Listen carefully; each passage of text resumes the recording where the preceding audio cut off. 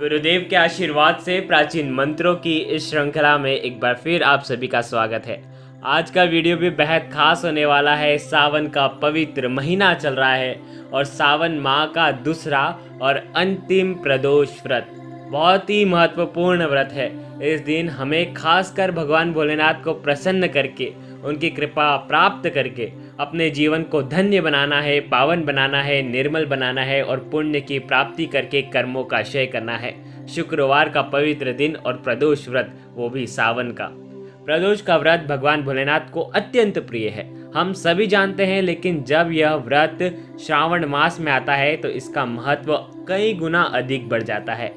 सावन माह में प्रदोष का व्रत करने से या फिर आप बिना व्रत किए भी प्रदोष के दिन अगर भगवान शिव की पूजा आराधना करते हैं, उनके उपाय करते हैं, आपकी समस्त मनोकामना भगवान भोलेनाथ परिपूर्ण कर देते हैं। आज विशेषकर हम आपको ऐसे उपाय बताएंगे जिससे आपके जीवन की कई समस्याएं ऐसे ही दूर हो जाएगी। क्योंकि धार्मिक मान्यताओं के अनुसार श्रावण मास भगवान भोलेनाथ को बहुत प्रिय होता है और सावन माह में भगवान भोलेनाथ माता पार्वती के साथ में पृथ्वी पर विचरण करते हैं और अपने भक्तों को आशीर्वाद प्रदान करते हैं। तो प्रदोष का व्रत किया जाता है। प्रदोष व्रत के संध्या काल में गोधूली बेला में माता पार्वती की और शिव जी की पूजा आराधना विधि विधान से की जाती है और मन की कोई भी कामना है वह अतिशीघ्र पूर्ण हो जाती है। कष्टों से मुक्ति मिलती है, संकटों से भगवान भोलेनाथ रक्षा करते हैं। और आप जिस भी कामना से व्रत करते हैं या अगर व्रत नहीं भी करते हैं, पूजा करते हैं, उपाय करते हैं, तो प्रदोष व्रत अलग अलग मनोकामनाएं के लिए किया जाता है। तो आप आपकी मनोकामना बोल करके ये उपाय प्रयोग कीजिएगा। बहुत से लोग संतान प्राप्ति के लिए करते हैं, मनचाहे जीवन साथी के लिए करते हैं, शीघ्र विवाह की कामना के लिए करते हैं, दाम्पत्य जीवन में खुशहाली बनी रहे इसलिए करते हैं, सुख समृद्धि चाहते हैं, धन संपत्ति में वृद्धि चाहते हैं, वंश की वृद्धि चाहते हैं या फिर बीमारियों से कर्जों से मुक्ति चाहते हैं। आपकी कोई भी अगर परेशानी हो, समस्त परेशानियों को दूर करने के लिए भोलेनाथ आपके ऊपर अति की कृपा बरसाते हैं। पूजन आपको करना है, कर्म आपको करना है ताकि आपको उस कर्म का पुण्य आपको प्राप्त हो सके। समस्त समस्याओं से आपको मुक्ति मिल जाती है और समस्त प्रकार की कामनाएं आपकी परिपूर्ण हो जाती है। प्रदोष व्रत के दिन प्रातः काल में भगवान भोलेनाथ की पूजा आराधना करने से सावन माह में जब भी प्रदोष का व्रत आता है तो आज के दिन की गई पूजा बहुत ही शीघ्र फलीभूत होती है। श्रावण मास में आने वाला दूसरा प्रदोष व्रत के बारे में, जो कि इस महीने का आखिरी प्रदोष होगा, और बहुत ही महत्वपूर्ण है क्योंकि सावन अब समापन की ओर होता है और इसीलिए हमें, अगर हमने कहीं भी अभी तक पूजा नहीं की है तो कम से कम हमें प्रदोष के व्रत के दिन हमें ये पूजा आराधना करनी चाहिए ताकि भगवान शिव की कृपा हमारे जीवन में बरसती रहे। प्रदोष काल में हमें पूजा करनी चाहिए। प्रदोष काल का समय बहुत ही शुभ समय होता है। इस समय में ऐसा माना जाता है कि भगवान भोलेनाथ शिवलिंग में साक्षात विराजमान होते हैं। तो ध्यान रखिए, कभी भी आप प्रदोष काल में भगवान शिव के दर्शन करने जाते हैं, भगवान शिव के शिवलिंग के दर्शन करने जाते हैं, तो आपके मन में क्या आना चाहिए कि भगवान साक्षात विराजमान है, भगवान मुझे देख रहे हैं, भगवान मेरी प्रार्थना सुन रहे हैं। अगर आप ऐसा सोच करके मन में धार करके भगवान की पूजा करते हैं तो अतिशीघ्र आपको पुण्य की प्राप्ति होती है और आपकी मनोकामना परिपूर्ण हो जाती है।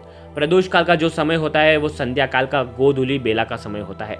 सूर्यास्त से लगभग 45 मिनट पहले शुरू हो जाता है, सूर्यास्त से 45 मिनट बाद तक का ये समय होता है। 1.5 घंटे का पूरा समय भगवान भोलेनाथ की पूजा आराधना के लिए सर्वश्रेष्ठ शास्त्रों में बताया गया है। देखिए, इस बार की जो तिथि है वो प्रारंभ होगी 19 अगस्त को प्रारंभ हो रही है रात्रि में 10:55 से, समाप्त हो रही है 20 अगस्त को रात में 8:51 पर। तो व्रत जो है वो 20 अगस्त के दिन रखा जाएगा। 20 अगस्त को शुक्रवार है तो इसीलिए इसे शुक्र प्रदोष कहा जाएगा। अगर आपको व्रत करना है, प्रदोष का व्रत करना है, तो शुक्रवार के दिन स्नान आदि करने के बाद भगवान भोलेनाथ की पूजा आराधना करनी चाहिए। आप आपके घर में भी आपको शुद्ध घी का दीपक प्रज्वलित करना चाहिए। भगवान को आपको पीले वस्त्र पे या तो आपको लाल वस्त्र पे आपको विराजमान करना चाहिए और घी का एक आपको दीप प्रज्वलित करना चाहिए। अगर आपके पास घर में शिवलिंग है तो शिवलिंग का अभिषेक करें, अगर नहीं है तो पूरे शिव परिवार की फोटो होगी तो उनका विधि विधान से आपको पूजन करना चाहिए। हाथ जोड़ना चाहिए और हाथ में थोड़े से अक्षत लेना चाहिए, एक लाल पुष्प लेना चाहिए और थोड़ा सा जल लेना चाहिए और आपको व्रत का संकल्प लेना चाहिए। अगर आप व्रत करना चाहते हैं तो व्रत का संकल्प आपको ज़रूर करना चाहिए। अगर नहीं करना चाहते हैं तो हम आपको आज कुछ विशेषकर उपाय बताएंगे। जो व्रत करता है वो भी ये उपाय करेगा जो व्रत नहीं करता है उन्हें भी ये उपाय करना चाहिए। सर्वोत्तम रहता है, सर्वश्रेष्ठ रहता है। आप चाहे तो शिव सहस्त्र नाम का पाठ करें, चालीसा का पाठ करें, भगवान शिव के मंत्रों का जाप करें, पंचाक्षरी मंत्रों का जाप कर सकते हैं, नमः शिवाय मंत्र का जाप कर सकते हैं, ओम नमः शिवाय मंत्र का जाप कर सकते हैं, मां मृत्युंजय मंत्र का जाप कर सकते हैं। कोई भी मंत्र हो जो आपको अच्छा लगे, उच्चारण करना सबसे आसान हो, वैसे मंत्र का आपको जाप करना चाहिए। जिसमें आपकी श्रद्धा हो, जिस मंत्र में आपकी श्रद्धा हो, उस मंत्र का आपको विधिवत जाप करना चाहिए। सर्वश्रेष्ठ मानी जाती है प्रदोष काल की पूजा। इस बार प्रदोष में बहुत शुभ योग भी हैं, जैसे कि दोपहर में 3:32 तक आयुष्मान योग रहेगा। दिन के बाद सौभाग्य योग जो लग जाएगा, बहुत ही शुभ योग माना जाता है ये भी। इन शुभ योग में आपकी की गई पूजा आराधना अतिशीघ्र फलदायी होती है। तो ध्यान रखिए, सावन का पवित्र महीना है, शुभ योग है और प्रदोष का व्रत है और शुक्रवार का पवित्र दिन है। अब बात करते हैं आज के कुछ विशेषकर उपाय की। हमारी कोई विशेष कामना है जिसके लिए हम ये व्रत रखते हैं या फिर पूजा आराधना करते हैं या उपाय करना चाहते हैं, तो समस्त मनोकामना आपकी परिपूर्ण हो जाएगी।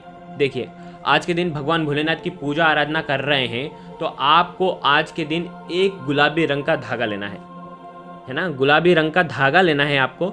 उस गुलाबी रंग की माला में आपको 11 गुलाबी पुष्प पिरोना है। उस धागे से आपको माला बनानी है। ध्यान रखें, 2 माला बनाना है आपको। एक भगवान भोलेनाथ के शिवलिंग पर अर्पित करना है ताकि आपके दाम्पत्य जीवन में मधुरता आती रहे, सुख समृद्धि में वृद्धि हो।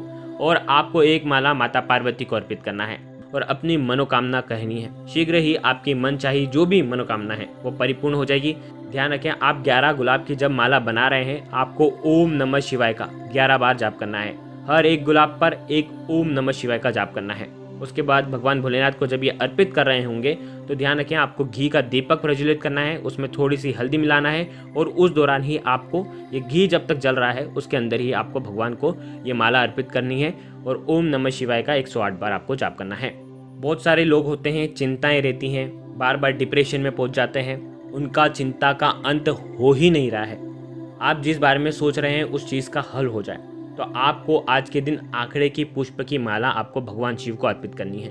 ध्यान रखें, आंकड़े की पुष्प की माला अगर पूरी ना मिल पाए तो आपको कम से कम एक आंकड़े का पुष्प भगवान के शिवलिंग पर आपको अर्पित करना है और आपके जीवन में आ रही तमाम चिंताएं जो हैं वह सब समाप्त हो जाती हैं। और अगर चिंता समाप्त होगी तो हमारी कई बीमारियां तो ऐसे ही समाप्त हो जाएगी। उसके बाद आपको 108 बार ओम नमः शिवाय मंत्र का आपको जाप करना है।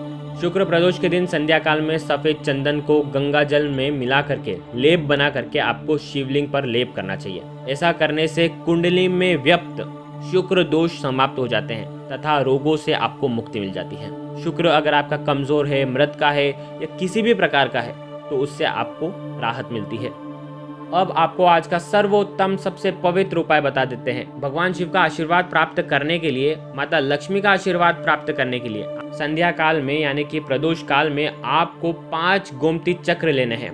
ध्यान रखें, आपके घर में अगर पुराने गोमती चक्र पड़े हैं तो वो भी आप इस्तेमाल कर सकते हैं। उन 5 गोमती चक्रों को आपको भगवान शिव के ऊपर रखना है और उसके बाद आपको दूध, केसर और पानी से उसका अभिषेक करना है। ध्यान रखें, शिवलिंग का आपको अभिषेक करना है और आपको गोमती चक्र रखना है। गोमती चक्र अगर घिर भी जाते हैं तो भी कोई प्रॉब्लम नहीं है। आपको शिवलिंग का आपको अभिषेक करना है। ओम नमः शिवाय का 108 बार जाप करना है और आपको शिवलिंग का अभिषेक करना है। अभिषेक करने के दौरान ध्यान रखें, आपको एक दीप प्रज्वलित करना है, वो भी घी का दीपक प्रज्वलित करना है। अगर मंदिर में ज़्यादा भीड़ है तो आप शिवलिंग पर जो गोमती चक्र हैं वो थोड़ा सा साइड में रख दें, लेकिन ध्यान रखें जो पक्षाल है, जो अभिषेक की जो धारा है वो जो है वो गोमती चक्र पर पड़नी चाहिए। अभिषेक करने के बाद 5 गोमती चक्र को आपको उठाना है, माता पार्वती के सामने रखना है और उसके बाद आपको लाल सिंदूर लेना है, माता पार्वती को अर्पण करना है और थोड़ा थोड़ा सिंदूर आपको 5 गोमती चक्र में लगा देना है। उसके बाद क्या करना है, वो गोमती चक्र उठा करके आप आपके घर के मंदिर में लेकर के आ जाएं। माता लक्ष्मी की अगर आपके पास फोटो है तो माता लक्ष्मी के आपको सामने रखना है। ये जो गोमती चक्र हैं आप आपकी दुकान के मंदिर में भी रख सकते हैं या गले में भी रख सकते हैं। माता लक्ष्मी को हल्दी से तिलक करना है। उसके बाद आपको 5 गोमती चक्र में आपको हल्दी की टीकी लगानी है। ओम श्रीम नमः का मंत्र का जाप करते करते आपको 5 गोमती चक्र में ये टीकी लगा देनी है और वहीं पर आपको धूप करना है, दीप करना है और माता लक्ष्मी की आराधना करनी है। ओम श्रीम नमः का मंत्र का 108 बार आपको जाप करना है। आप देखिएगा कि धन से संबंधित जितनी भी परेशानियां हैं वो सब दूर हो जाएगी। बहुत ही अति उत्तम पावन पवित्र ये दिन है और इस दिन का हमें लाभ उठाना है। भगवान शिव, माता पार्वती और माता लक्ष्मी की अद्भुत कृपा इस गोमती चक्र में विराजमान है और ये गोमती चक्र आपके दुर्भाग्य को सौभाग्य में बदल देंगे। गुरुदेव के आशीर्वाद से प्राचीन मंत्र, यंत्र और उपाय आपको प्रभावना के रूप में दिए जा रहे हैं। आपके अपने इस चैनल को लाइक करें, शेयर करें, सब्सक्राइब करें और बेल आइकन को जरूर प्रेस करें। ओम नमः शिवाय। जय गुरुदेव। प्रणाम।